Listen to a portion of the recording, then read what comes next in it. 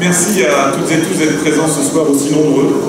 C'est vrai que c'est un vernissage un peu particulier ce soir, puisqu'il coïncide avec la ouverture du scriptorial, suite à une période de fermeture, une période hivernale, où en effet nous avons entamé la mue de ce musée qui a pour vocation depuis 2006 à présenter les manuscrits du Mont-Saint-Michel.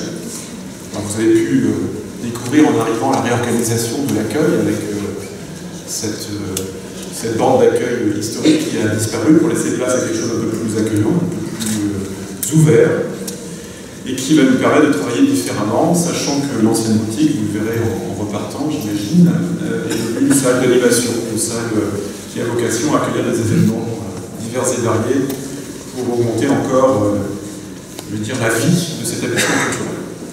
Mais ce soir, au-delà de cette réorganisation que vous allez pouvoir découvrir physiquement dans le scriptorial, nous avons l'honneur d'inaugurer cette exposition des œuvres de Timon Tvatz, qui est ici à mes côtés, qui est une personnalité que vous allez, je pense, découvrir ce soir, notamment à travers sa peinture, qui est d'ores et déjà présente sur le mur du scriptorial, mais à travers les différentes paroles qui vont être prononcées ce soir. Alors tout d'abord, je voudrais remercier les personnes qui m'ont fait l'honneur de leur présence ce soir. J'aperçois M. le sous-préfet qui est dans le fond là-bas. Merci Gilles d'être présent. Les représentants des collectivités partenaires, j'aperçois Catherine Brunerine, Antoine Delaunay pour le département et Pierre Bock pour la région, l'ensemble des collègues élus du territoire, ils sont nombreux, qu'ils soient communautaires ou communaux. Donc merci vraiment d'être présent. Je salue tous les présidents d'associations qui sont fidèles au poste. J'ai aperçu Elisabeth Lucas qui est présidente de l'association du musée. La Société d'archéologie est également présente, j'ai vu plusieurs membres, mais je crois que j'ai aperçu la présidente aussi. Bref, on voit que la vie associative locale est particulièrement intéressée par ce qui se passe ici. Donc j'ai plusieurs personnes à excuser, mais je voudrais bien m'excuser moi-même de ne pas les énumérer tous et toutes, puisque la liste est relativement importante. L'important sont les présents, n'est-ce pas? Donc merci en tout cas d'être là. Donc ce soir, ce que je voulais dire, c'est que cette exposition, finalement, c'est une histoire d'amitié, puisque Timon, nous connaissons depuis de nombreuses années maintenant, grâce notamment à Christopher Long et Sarah qui sont présents ce soir et qui ont été à l'origine de notre rencontre. Et c'est vrai que depuis ces nombreuses années où nous avons l'occasion de nous rencontrer, nous avons pu discuter à la fois de ta peinture, de la façon dont elle évoluait, et surtout de tes influences. Et c'est évident qu'Avranches a été pour toi, d'une certaine manière, une source d'inspiration, puisque, en tant que détentrice des manuscrits du Mont-Saint-Michel, très vite, tu as poussé les portes du Fonds ancien pour regarder ces enluminures. Et puis, ce que je tiens à dire aussi, c'est que nous avons eu l'occasion, avec Christopher, que je salue ce soir, de réaliser à plusieurs reprises des voyages en Grande-Bretagne pour découvrir cette architecture dont on parle beaucoup cette semaine, avec l'incendie de Notre-Dame, bien évidemment. Je crois qu'il serait difficile de comptabiliser le nombre de cathédrales britanniques que nous avons visitées ensemble, de York, Durham, en passant par Salisbury et bien d'autres. C'est vrai qu'à travers ces voyages, ces péripéties, nous avons découvert cet art médiéval que tu as également nourri ta peinture, qui est aujourd'hui un magnifique condensé finalement de cet art presque universel, qui nous renvoie à tes origines russes. On retrouve dans ta peinture cette dimension spirituelle, sacrée des icônes byzantines.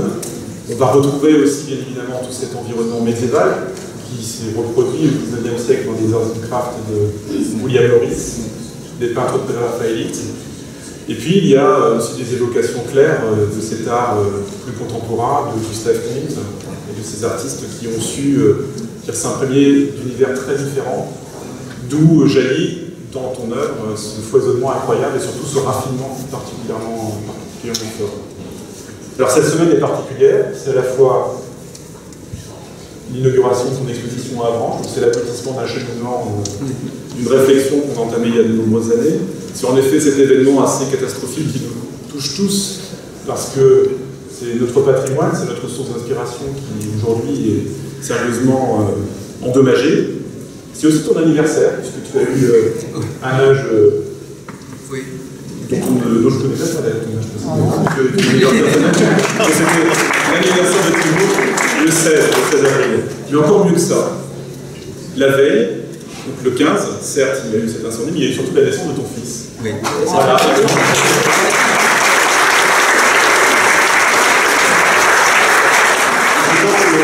Cette semaine, ce soir, restera pour toutes ces raisons, et surtout, j'imagine que la naissance de son fils, une semaine extraordinaire.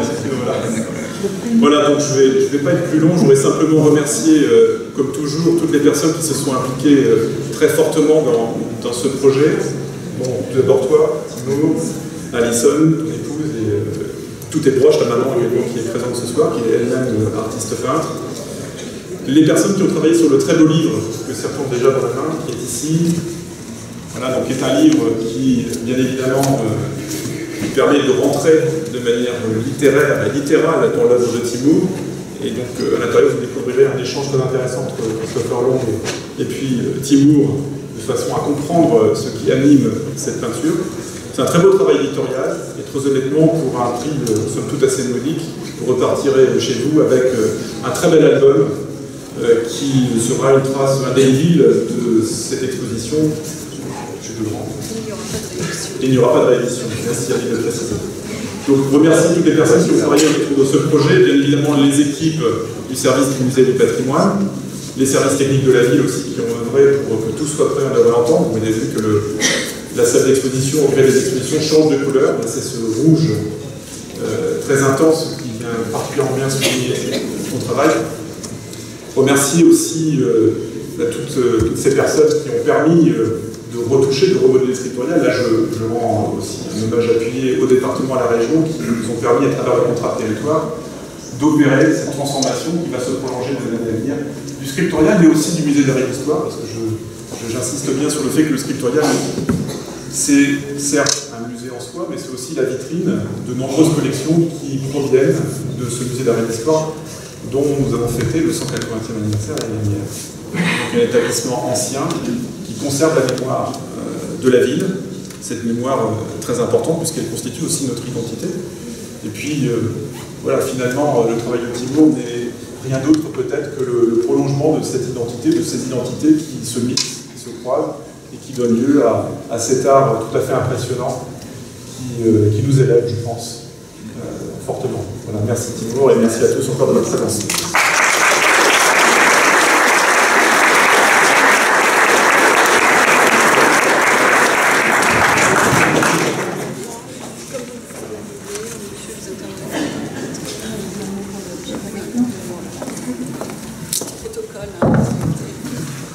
Très rapidement, donc merci de donner la parole au conseil départemental. Je vous salue tous en vos grades et qualités. Je ne vais pas répéter les noms et les grades des uns et des autres. Le conseil départemental s'associe depuis 1998 au développement des territoires investis dans les territoires. Je vais excuser par le fait qu'il ne peut pas être là ce soir. Et puis associer bien sûr François Delaunay, mon collègue du département. Et puis aussi, je vois de nombreuses personnes de la direction de la culture et du réseau des cités-musées, donc je remercie de leur présence. Juste vous dire donc, que le conseil départemental, effectivement, investit dans les territoires et avec une politique qui s'est adaptée au fur et à mesure de la modification des périmètres. Je pense bien sûr aux grandes intercommunalités maintenant, mais aussi à la création des communes nouvelles. Et donc, il a fallu se réinventer pour venir au plus près, aider les territoires. Donc, tu l'as dit, David, là, nous sommes dans le cadre d'un contrat de territoire 4e génération, c'est un peu technique, mais en tout cas, un contrat qui est maintenant tripartite avec la région. Et puis, nous avons aussi des contrats pour les communes, pour les pôles de service, c'est-à-dire, grosso modo, les anciens chefs-lieux de canton, et des contrats d'un fonds d'investissement rural qui vient aider au plus près les communes, les plus petites communes. C'est déjà 80 partenariats avec ces communes. Et puis juste vous dire effectivement que l'aide aujourd'hui que le département a apportée au scriptorial s'inscrit dans une démarche globale, tu l'as dit, pour le musée d'art et d'histoire, mais aussi pour la bibliothèque, afin que voilà, ces différents lieux puissent continuer à préserver, à conserver et à exposer les différents trésors, les différentes richesses du territoire, et qu'ils restent, qu'ils redeviennent en tout cas des lieux phares bien au-delà d'avant sur l'ensemble du territoire. Voilà, donc le département participe à hauteur un peu plus de 175 000 €, donc c'est 15% du projet global, mais c'est une aide, je pense, qui est importante. Donc première phase avec le scriptorial cette année, 2020 ce sera la bibliothèque et le musée d'art et d'histoire, et 2021 à nouveau une phase avec le scriptorial. Voilà, donc dans un projet très global. Et puis juste un petit mot par rapport à l'exposition d'aujourd'hui, l'artiste. C'est une merveilleuse idée, je vous disais à un parent maire adjointe à la culture, je trouve que l'écrin est vraiment parfait pour accueillir la beauté, les merveilles de cet artiste. Ce monde fantasmagorique qui bien sûr nous rappelle les enluminures du manuscrit du Mont-Saint-Michel, et merveilleusement, je trouve, mise en valeur sur ces murs en béton. Peut-être une des rares fois où on apprécie le béton, me disaient certains, je ne vous en ai pas le mot. Mais voilà, mais je trouve que c'est une merveilleuse idée. Donc félicitations à l'artiste et félicitations à ceux qui ont mis en lumière toute cette beauté.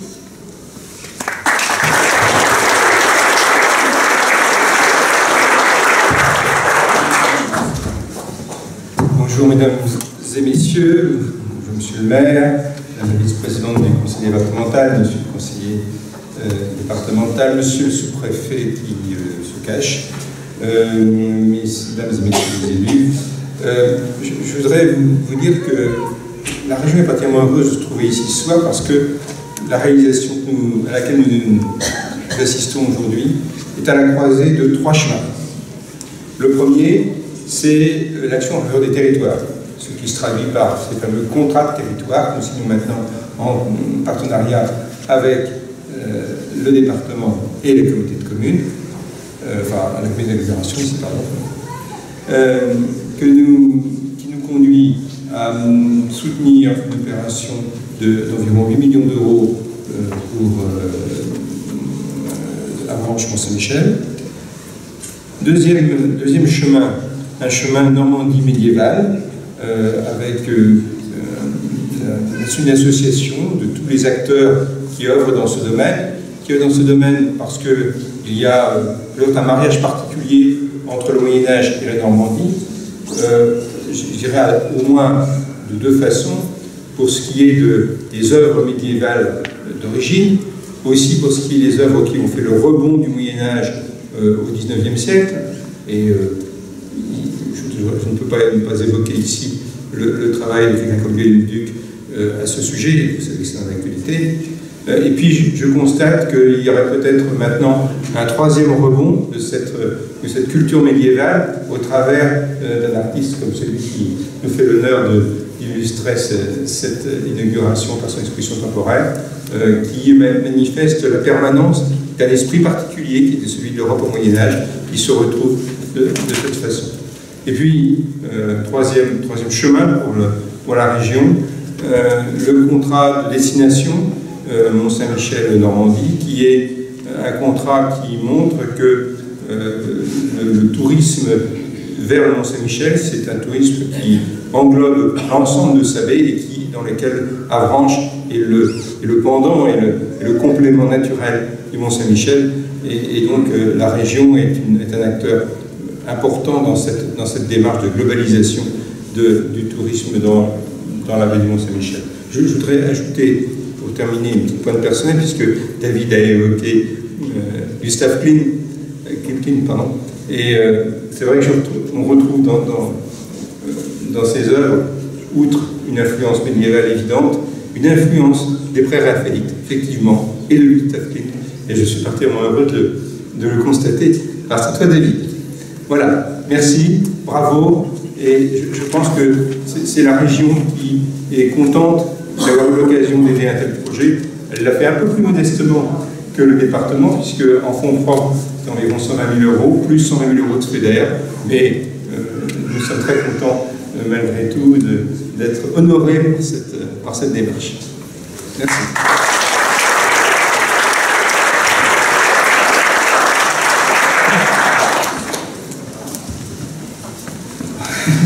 Bonsoir, bienvenue.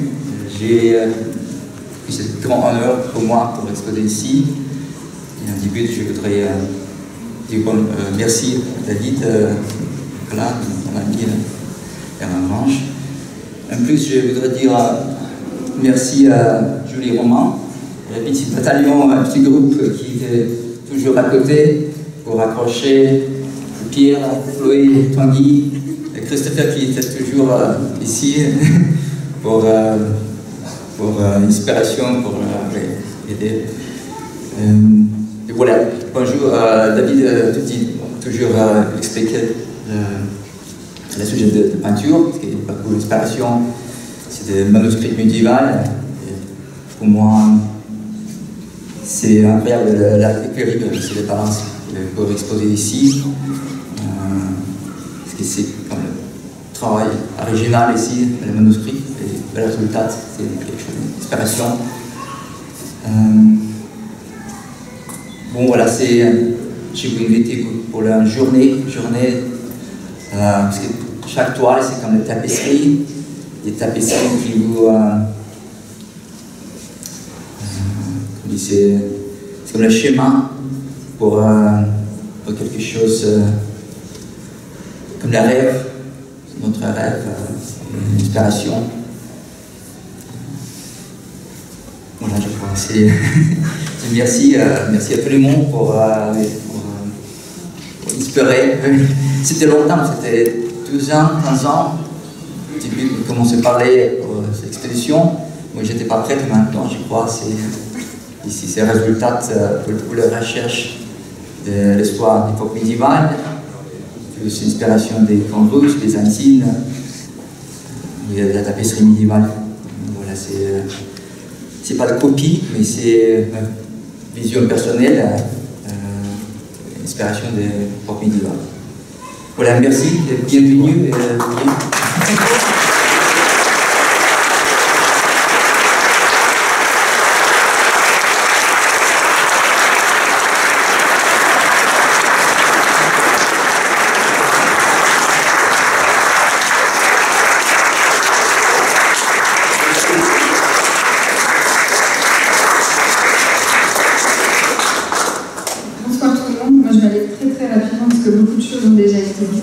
Je voulais juste vous dire que je suis très heureuse de vous retrouver ce soir parce que pour nous c'est le signe que ça y est, enfin le scriptorial va réouvrir ses portes à partir de samedi et dimanche avec une gratuité et des animations pour tout public.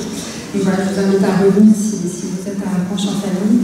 Et puis juste pour terminer, que ces deux projets, donc à la fois la phase 1 des travaux scriptoriales et ce projet d'exposition, c'est pour nous l'occasion de travailler avec des personnes de grande qualité, de mener des projets passionnants. Donc, je voudrais remercier très rapidement Nicolas Béin de l'agence Musée-Scène, qui est le scénographe qui a imaginé ces nouveaux espaces dont vont pouvoir bénéficier nos visiteurs.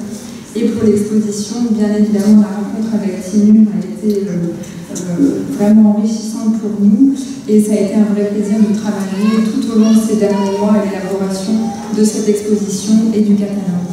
Et je fais un petit clin d'œil aussi à Christopher Long et à Tanguy Mathieu, sans lesquels cette exposition n'aurait pas pu voir le jour dans de si bonnes conditions. Merci à vous.